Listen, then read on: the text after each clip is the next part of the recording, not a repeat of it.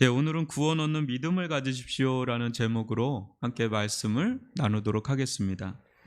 사도 바울이 서신서를 쓸 때를 보면 그 잦은 패턴이 있어요. 그것은 기도 제목을 주는 겁니다. 기도 제목을 주는 것. 기도는 우리의 순종을 필요로 하는 영역입니다. 기도만 딱 해놓고 가만히 있으면 안 되고 기도하고 그다음에 순종하는 게 필요하죠. 그렇지만 보다 본질적으로는 어때요? 우리의 선을 넘기 때문에 기도를 하는 거죠. 우리가 뭐 충분히 할 수 있는데 기도하는 거 있나요? 충분히 할 수 있는 것은 굳이 기도가 필요하지 않죠. 내 힘으로 하면 되죠. 근데 우리의 선을 넘어서는 것을 알기 때문에 그 영역에 우리는 기도를 쏘 올리고 또 우리가 할 수 있는 순종의 영역이기 때문에 순종을 하죠. 사도 바울은 모든 사역들이 실제가 되고 또 그것이 현실이 되기 위해선 결국은 하나님께서 역사하셔야만 된다는 결론에 이르는 거죠. 아무리 말씀을 전해도 그 말씀이 현실이 되고 실체가 되기 위해선 결국 하나님께서 역사를 하셔야 되니까 결국은 이제 마지막으로 넘어가면 기도 부탁으로 끝내는 것을 여러분들은 서신서를 읽어보면 왕왕 볼 수가 있습니다. 오늘 여기도 데살로니가 전서 이제 후서의 마지막입니다. 데살로니가 서신서의 마지막을 보여주는 이 3장 1, 2절도 같은 패턴을 보여주죠. 다시금 1, 2절을 교독으로 한번 읽어보겠습니다.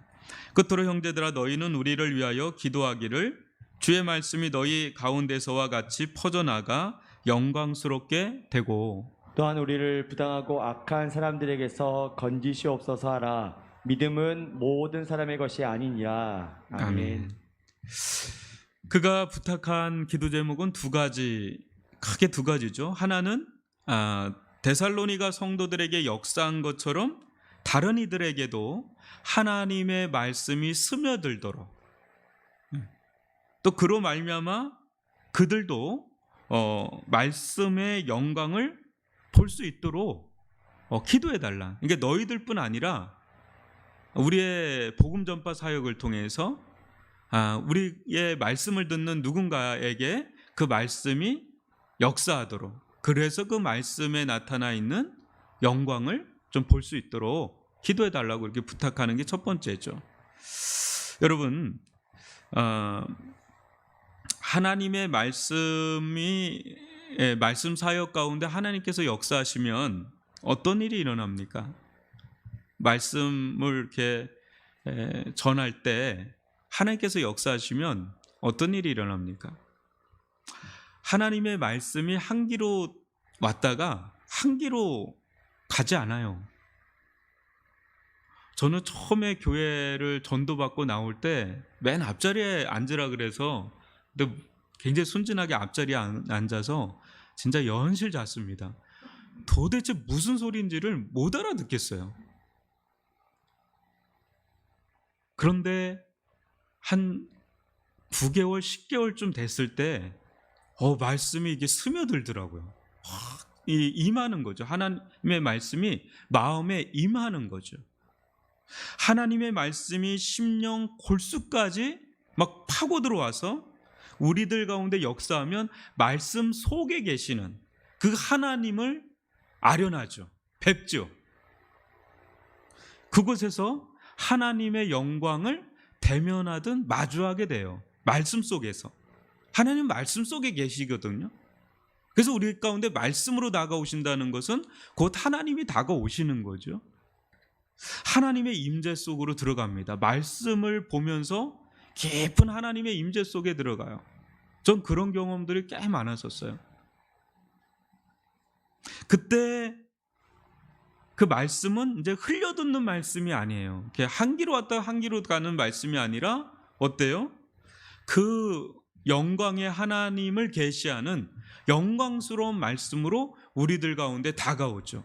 데살로니가 성도들에게 먼저 그런 일이 일어났고 그와 같이 다른 이들에게도 그런 일이 일어나도록 기도해달라고 지금 이렇게 기도 부탁을 하는 거죠. 정말 놀라운 역사가 일어나는 거죠. 사도 바울은 데살로니가 성도들에게 일어난 이 말씀의 역사, 이 복음의 역사를 어떻게 설명하는가 하면 데살로니가 전서 1장 5절 전반절을 한번 같이 읽어볼까요? 시작. 이는 우리 복음이 너희에게 말로만 이른 것이 아니라 또한 능력과 성령과 큰 확신으로 된 것임이라. 아멘. 복음이 말로만 들린 것이 아니란 거죠. 능력과 성령과 큰 확신 속에 역사할 때 그때 어때요? 이 데살로니가 성도들처럼 진정으로 거듭나는 역사가 일어나죠.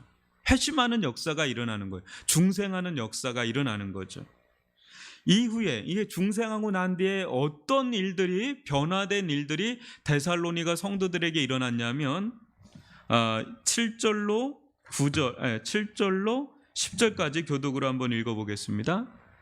그러므로 너희가 마게도냐와 아가야에 있는 모든 믿는 자의 본이 되었느니라. 주의 말씀이 너희에게로부터 마게도냐와 아가야에만 들릴 뿐 아니라 하나님을 향하는 너희 믿음의 소문이 각처에 퍼졌으므로 우리는 아무 말도 할 것이 없노라.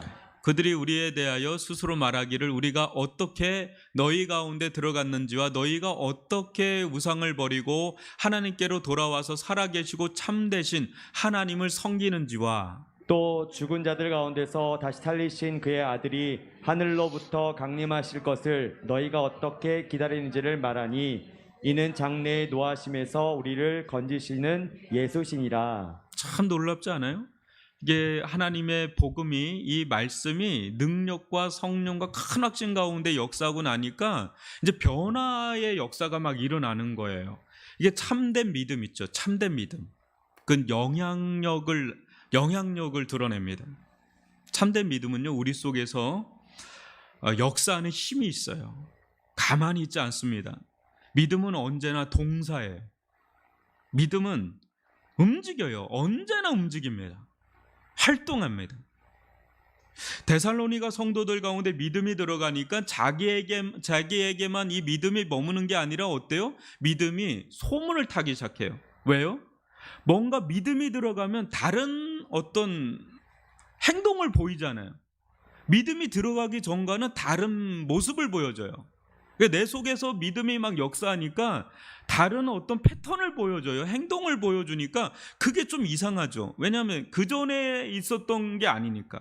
그러면서 이게 이제 소문이 나기 시작하는 거죠. 가장 비근한 예로 믿음은요, 우리가 그동안 마음에 품고 애착을 갖고 있던 그 우상을 버리게 만듭니다. 저는 예수를 믿고 나서 예수 믿기 전에 항상 부적을 갖고 다녔거든요. 노란 종이에 빨간 글씨. 그것도 비싸요. 그거 항상 하면 마음이 든든했어요. 근데 예수님을 믿고 나니까 그거 누가 뭐라고 그러지 않았는데 내가 그걸 불태우게 되더라고요. 대학교 1학년인데. 누가 그런 얘기를 안 하는데도 그렇게 돼요. 우상을 버리게 되는 거죠. 믿음은 우리로 하여금 하나님께로 돌이키게 합니다. 믿음은 세상 헛된 우상 대신에 살아계시고 참되신 하나님을 섬기게 해요. 그런 힘이 있어요. 또 믿음은 예수님의 십자가의 죽으심과 부활하심의 의미를 깨달아 알게 합니다. 믿음은 예수님께서 다시금 강림하실 것을 알게 해요. 그리고 어떻게 맞을 준비를 해야 되는지도 알게 합니다. 그 준비하게 하죠. 이게 믿음이 한번 우리 속에 들어오잖아요. 우리 안에서 수많은 활동을 합니다. 지금 간단하게 얘기를 한 거예요. 근데 이 데살로니가 성도들에게도 이런 일을 한 것처럼 오늘날도 마찬가지예요. 똑같은 믿음을 소유했다면 데살로니가 성도들에게 일어났던 일들이 우리들에게도 일어나죠. 여기 계신 분들이 그런 증인 아니겠어요? 사도 바울은 이 모든 역사를 일으키는 말씀 사역을 위해 기도해달라 부탁하는 거예요. 이런 구원의 역사, 믿음의 역사를 일으키는 이 말씀 사역이 효과적으로 나타날 수 있도록 기도 부탁을 하고 있는 겁니다. 또 하나는 이 복음 전파 사역하는 자기와 같은 이들을 부당하고 악한 사람들에게서 건져달라고 기도 부탁을 해요. 이런 자들은 믿음이 없는 자들이죠. 믿음이 없는 자들은 단순히 믿음 없음으로만 끝나지 않습니다. 이들은 다른 것을 믿고 있기 때문에 어때요? 자기들이 믿는 것과 대치되는 이 말씀 사역을 해방합니다. 방해해요. 그래서 힘을 빼놓습니다. 힘을 빼놓는데 아주 일격건이 있지요. 그래서 여러분 적극적으로 우리가 기도할 것은 말씀 사역이 효과적으로 효과 있게 능력 있게 역사할 수 있도록 기도하는 거고, 소극적으로는 뭐예요? 말씀 사역이 방해를 받지 않도록 특별히 여러분 그것을 위해서 영적인 공수, 영적인 공격을 위해서도 기도를 해 주셔야 되고, 영적인 수비를 위해서도 기도를 진짜 많이 해 주셔야 되는 거죠. 기도 사역은요, 복음 전파 사역 못지않게 그래서 중요한 겁니다. 기도 사역은 그렇게 중요해요. 교회도 보면은요, 물론 강단에서 말씀을 전하는 이 목회자의 설교 사역이 굉장히 중요하지만, 실제 들어가면 그 뒤에는 엄청난 기도하는 사람들이 있어요. 조영규 목사님만 해도 500명, 스펄전 목사님만 해도 500명이 강단 기도 사역을 하잖아요. 굉장히 중요한 겁니다.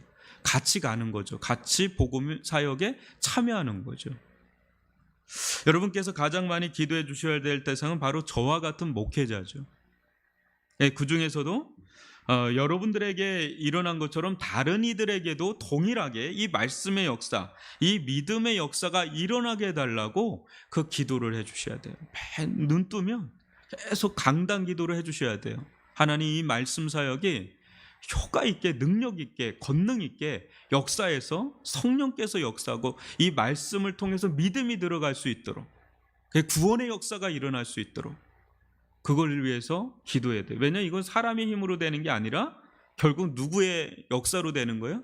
결국 말씀은 제가 전하겠지만, 목회자가 전하겠지만 결국은 역사하시는 분은 하나님이셔야 되기 때문에 그 기도 사역은 절대적인 거죠. 또 하나는 악한 사람들로부터 말씀 사역에 해방받지 않도록 정말 기도를 많이 해야 돼요.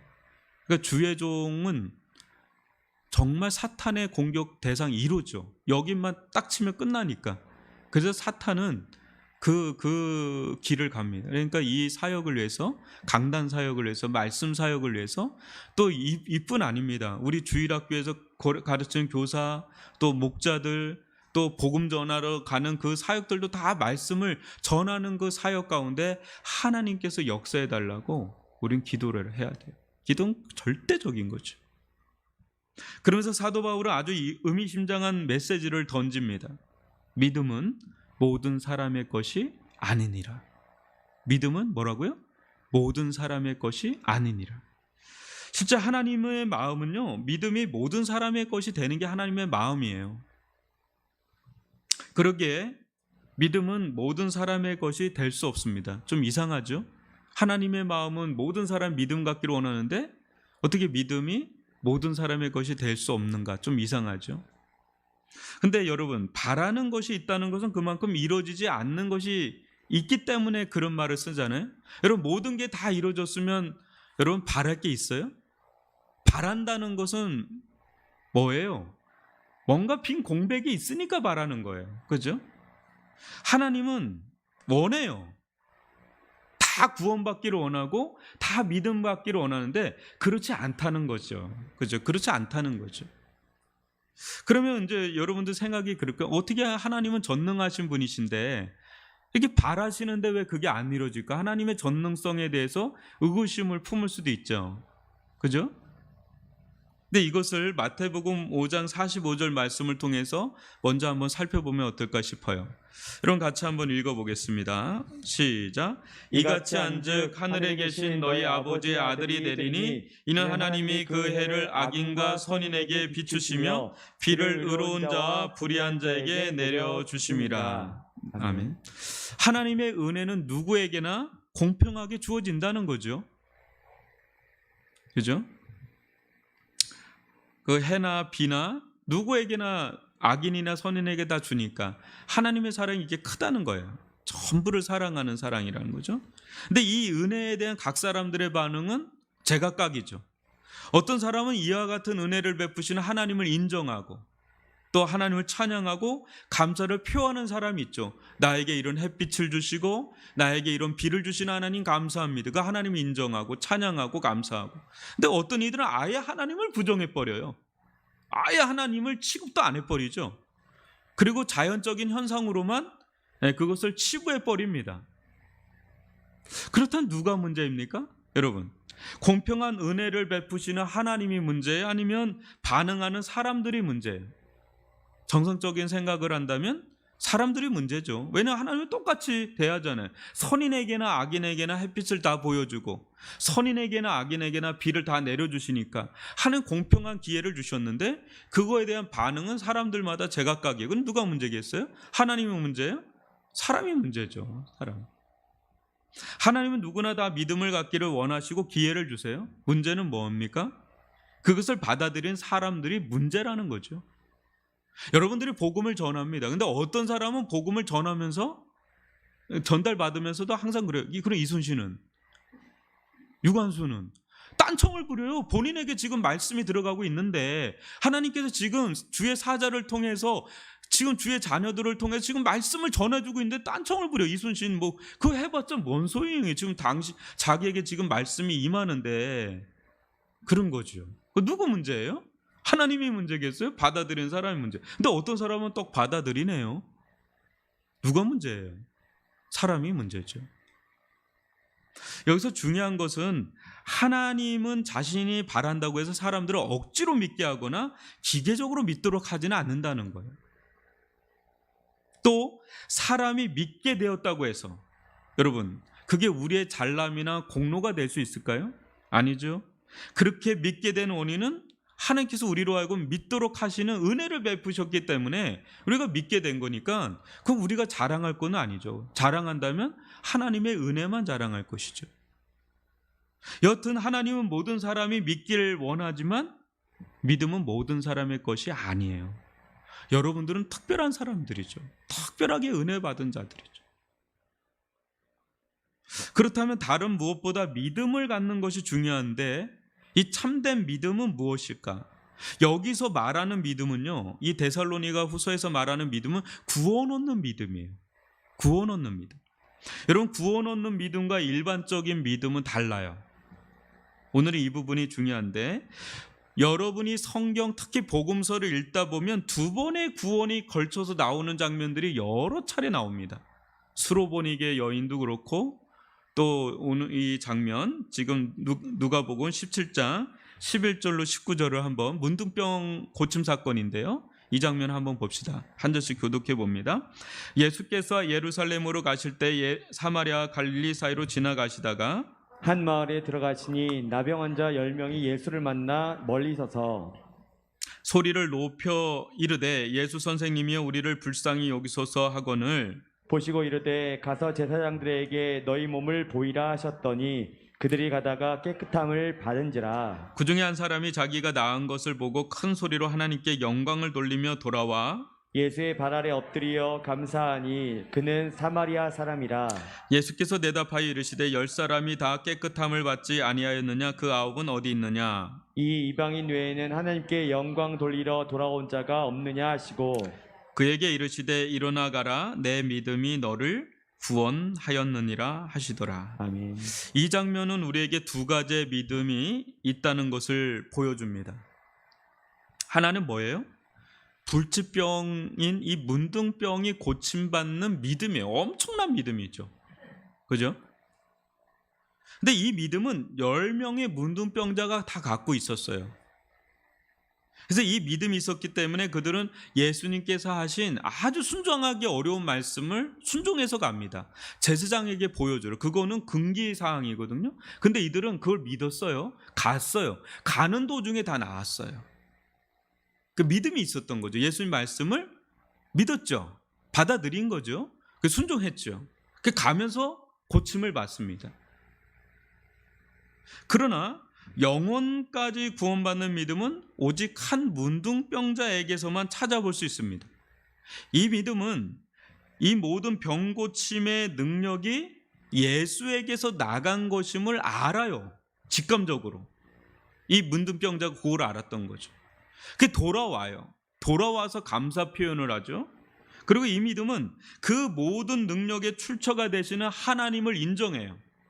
그러니까 우연의 산물로 보는 게 아니라 이 문둥병이 고침받은 그 출처가 예수님이시구나.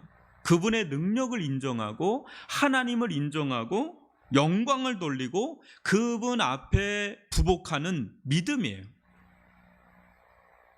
이 믿음을 통해서 예수님은 병 고치는 구원, 이것도 굉장한 구원 사건이죠. 병으로도 구원받는 거죠. 그것을 넘어서서 그의 영혼까지 구원하는 참된 구원 얻는 믿음을 인정을 해주시죠. 두 가지 믿음이 있어요.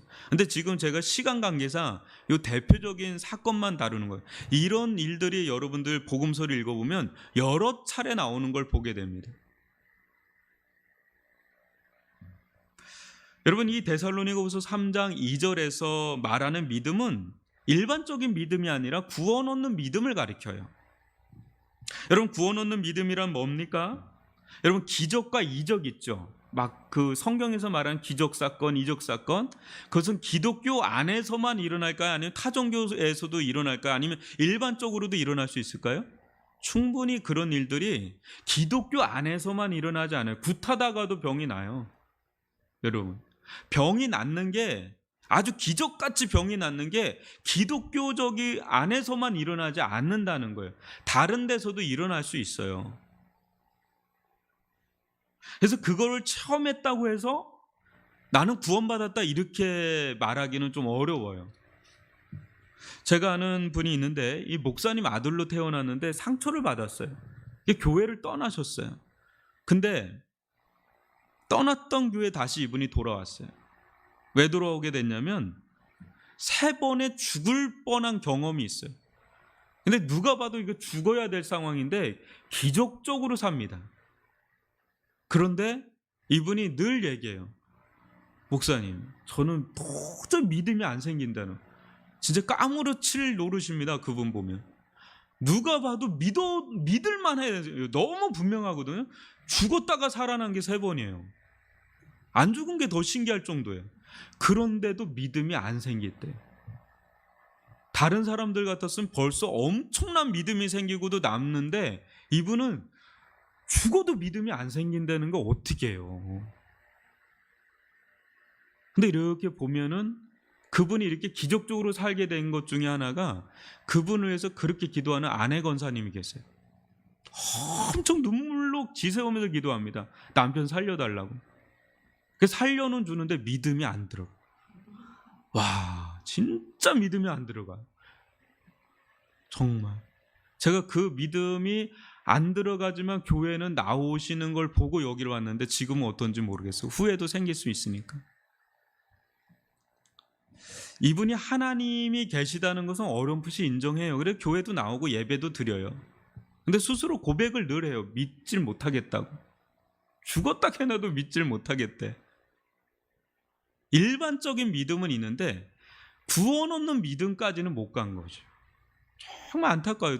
주변에서 보는 사람들이 내내 안타까운 분이, 저분이 예수만 믿으면 대단할 텐데 막 그 생각만 하고선 보고 있죠.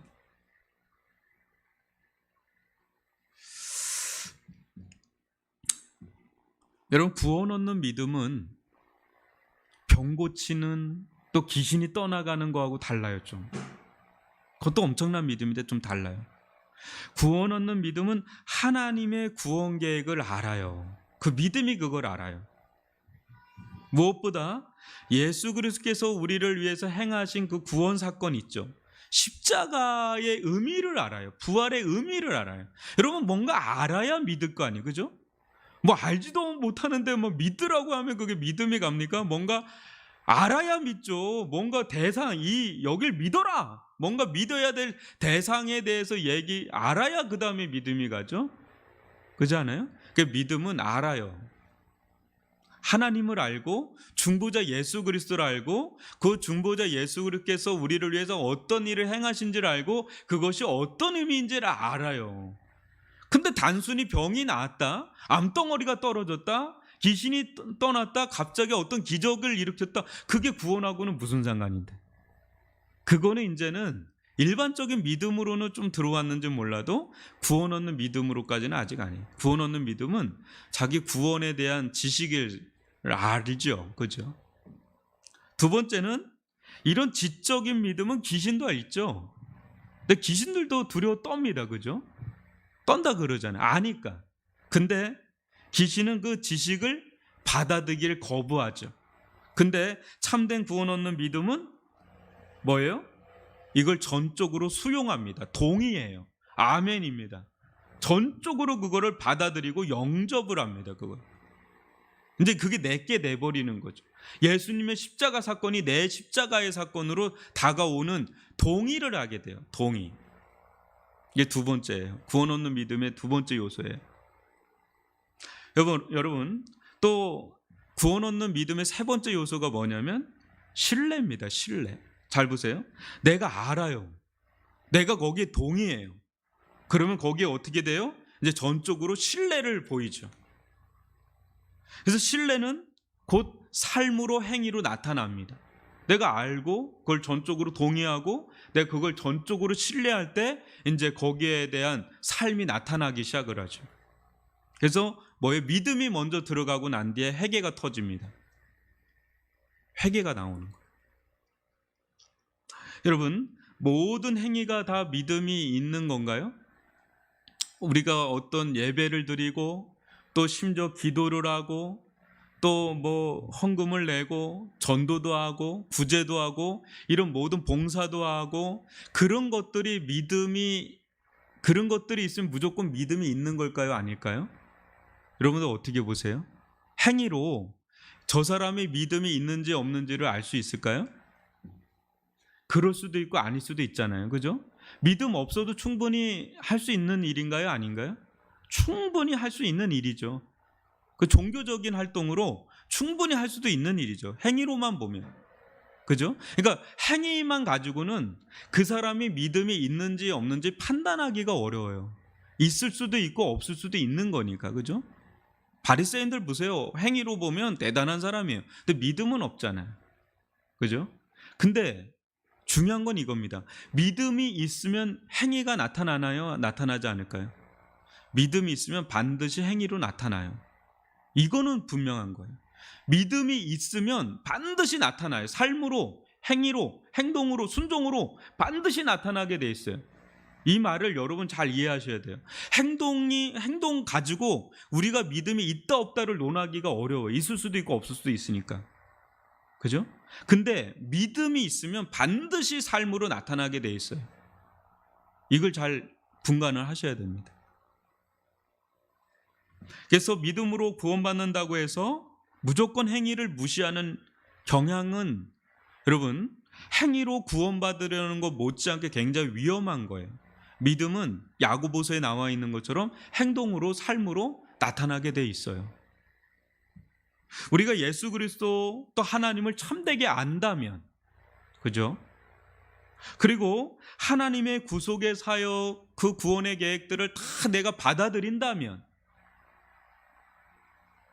그 다음 뒤따르는 것은 하나님을 향한 전적인 신뢰, 전적인 의존이죠. 전적으로 내가 의지하는 거죠. 자, 한번 보십시오. 구원 얻는 믿음의 요체를 한번 보십시오. 예수님을 구원의 주요 창조의 주로 내가 알고 거기에 내가 전적으로 동의를 하고 또 마음으로 동의한다면 예수님을 주요 그리스도로 신뢰를 하기 시작하면 이제는 뒤따르게 되죠. 여러분 잘 보시면 여러분들이 누군가를 정말 알아요. 그죠? 인격적으로 잘 알아요. 그 사람에 대해서 내가 받아들여요. 그죠? 받아들이고 그 사람을 내가 전적으로 내가 신뢰하는 어떤 사람이 있다고 보세요.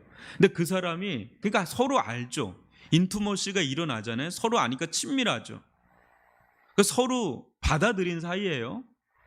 서로 신뢰하는 사이예요. 그러면 아유 누구누구야 내가 좀 이런 일이 있는데 넌 나 좀 도와줘 이렇게 얘기하면 여러분 그게 어렵게 다가옵니까? 아니면 어렵지 않게 다가올까요? 굉장히 어려운 일인데도 그게 그렇게 어렵지 않아요. 그죠?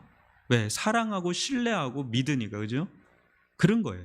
하나님과의 구원 얻는 믿음도 그와 같은 관계가 이루어져요. 하나님 아버지니까. 그죠?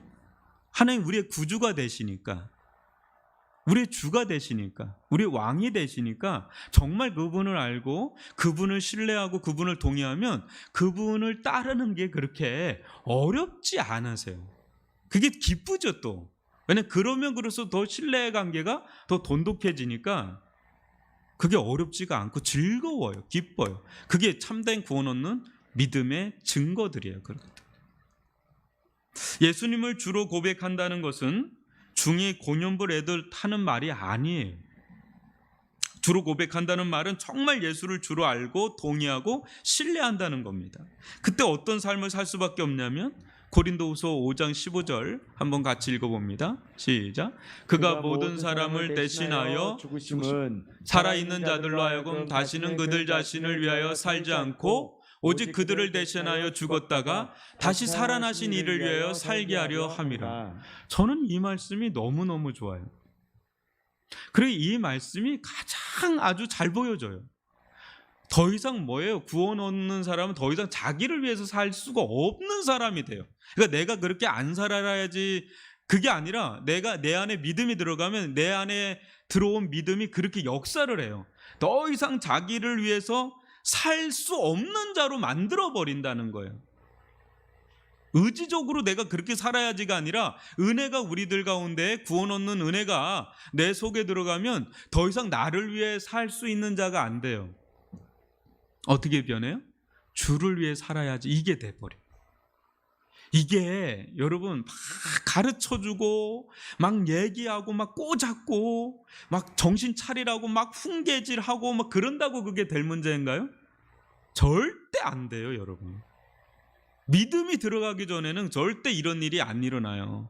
잘 보세요. 애들 데리고, 우리 자녀들 데리고 탁 등떼기 때려가면서 너 주님을 위해 살아, 백날 해도 그게 안 돼요, 여러분.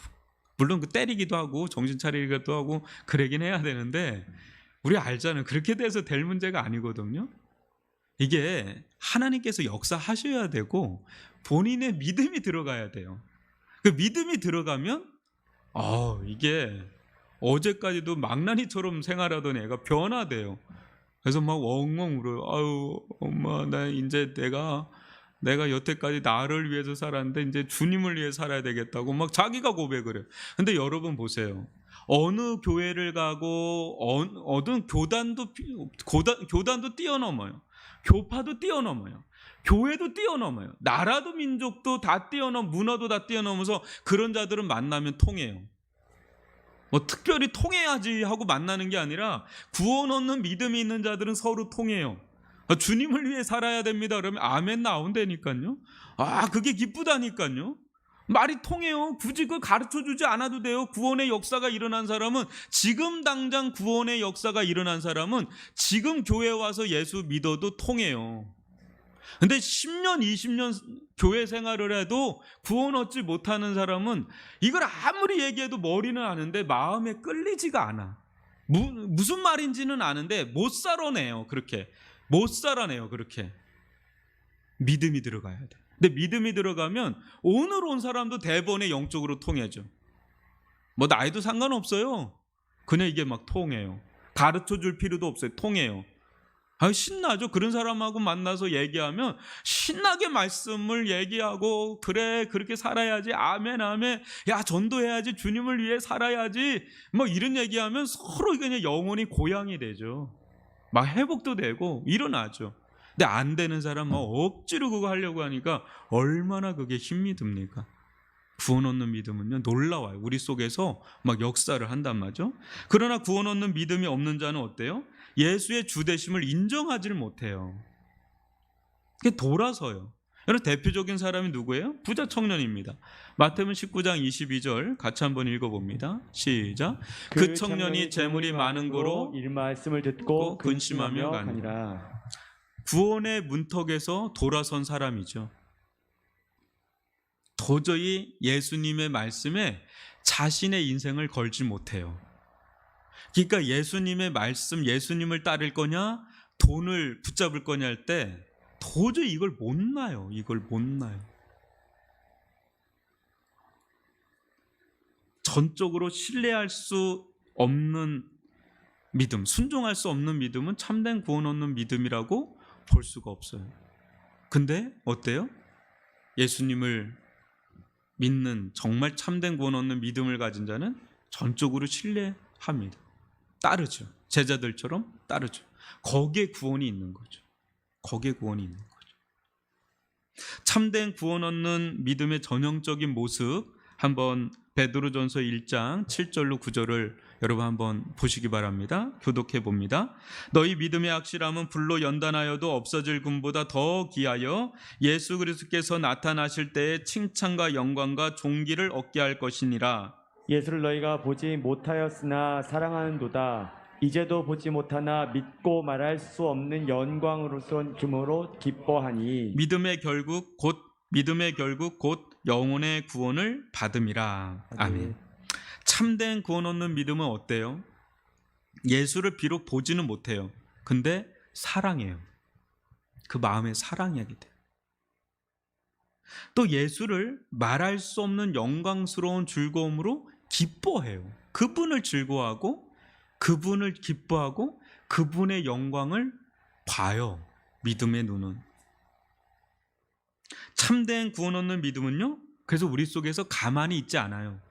우리 속에서 역사에서 하나님을 사랑하게 하고 하나님을 즐거워하게 하고 하나님을 경외하게 하고 하나님을 섬기게 하는, 우리 속에서 살아있는 그런 역사를 일으켜서 어때요? 하나님을 섬기게 하고, 그러다 보면 또 거기서 믿음의 열매, 이 참된 열매를 맺게 하는 그런 일들을 우리 속에서 하신단 말이죠.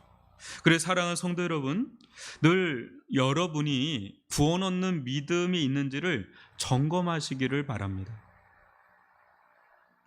이 믿음은 누구에게나 주어지기를 원하는 거지만 누구에게나 있는 건 아닙니다. 그래서 구원을 당연하다고 여기면서도 구원의 길에서 벗어나는 이상한 길을 가는 자들이 참 많죠. 구원 받았냐고 하면 아주 확신을 해요. 이번 주일날 말씀도 구원에 대해서, 여러분 지금 빌립보서 3장은 매우 중요한 것을 우리에게 던져주고 있거든요. 근데 이 구원을 가볍게 생각해요. 절대 그러면 안 돼요. 구원은 굉장히 심각하게 바라봐야 되거든요. 그게 사도적 영성이에요. 굉장히 점검을 합니다. 그리고 내가 진짜 구원받은지 확인을 해요. 그럴 때 거기서 확인을 받아야 돼요. 내가 진짜 구원을 받았는지 늘 확인을 하셔야 돼요. 지금 그 장면을 보여주는 거예요. 그래서 여러분, 어떤 분들은 이제 이런 설교를 하면 내가 구원받지 못한 건 아닌가, 그렇게 두려웠기도 하고 걱정하기도 하고 그러는데, 그럴 필요가 없어요. 이제 믿음이 작아서 그럴 수도 있고 또 침체일 수도 있어요. 근데 중요한 건 이겁니다. 여러분들이 구원받은 자로서의 모습을 보여줘야 된다는 거. 시간이 갈수록 구원받은 자로서의 열매가 나타나고 보여줘야 돼요. 지속적으로 보여줘야 돼요. 한순간은 안 돼요. 지속적으로 구원받은 자로서의 모습이 보여질 때 그 열매로 아는 거예요. 열매로 저 사람이 내가 구원받은 자인지를 알지, 이거 어영부영 대충 넘어가면 안 돼요. 이거는 어떤 것보다 중요한 겁니다. 사도 바울에게서 그걸 보여주는 거거든요. 이번 주 주일 예배도 그거예요. 그래서 여러분, 그것을 좀 이해할 수 있도록 주일 예배를 말씀 나가는 걸 여러분들이 좀 더 심각하게 진지하게 받아들일 수 있도록 이 금요철에 이 말씀을 좀 전하는 거예요. 여러분들 이거 들은 분들은 조금 더 주일 예배 말씀을 들으면서 조금 더 그 부분을 좀 들여다보고, 믿음은, 구원 얻는 믿음은요, 성질이 있어요. 우리 속에서 역사를 해요. 우리 속에서. 그래서 그게 나타나요. 그 나타나는 걸 보면서 우리는 참 내가 구원받은 자구나. 오늘날 이 부분은 교회에서 가장 심각하게 다뤄야 될 주제입니다. 그래서 이 부분을 가볍게 다뤄서는 안 되고요, 엄중하게 다뤄야 됩니다. 저는 그 세례 부분도 굉장히 좀 중요한 부분이거든요. 교회에서 직분을 줄 때도 마찬가지고. 근데 이런 부분들을 좀 그냥 넘어갈 때가 많은데, 저는 이제 우리 교회에서는 이 부분을 계속 기도하고 있습니다. 그리고 오늘날 성령께서 역사해 주셔야, 말씀을 따라서 역사해 주셔야 우리 자녀들도 그렇고 우리 또 가운데 있는 교회 나오는 분들도 그렇고. 여러분 생각해 보셨어요? 그런 생각해 보셨어요? 그냥 한 예를 들어 볼게요. 만약에 우리 교회에 있는 모든 사람들이 정말 구원을 다 받은 사람들이라고 치고, 또 이 사람들이 구원의 바른 길을 온전하게 가고 있다면 우리 교회는 아마 달라질 겁니다. 한국 교회도 달라질 겁니다. 근데 그렇지 않잖아요. 뭐 천차만별이지 않습니까? 그렇기 때문에 이 부분은 매우 중요한 부분이에요. 그래서 이걸 가지고 오늘 기도할 수 있기를 바랍니다.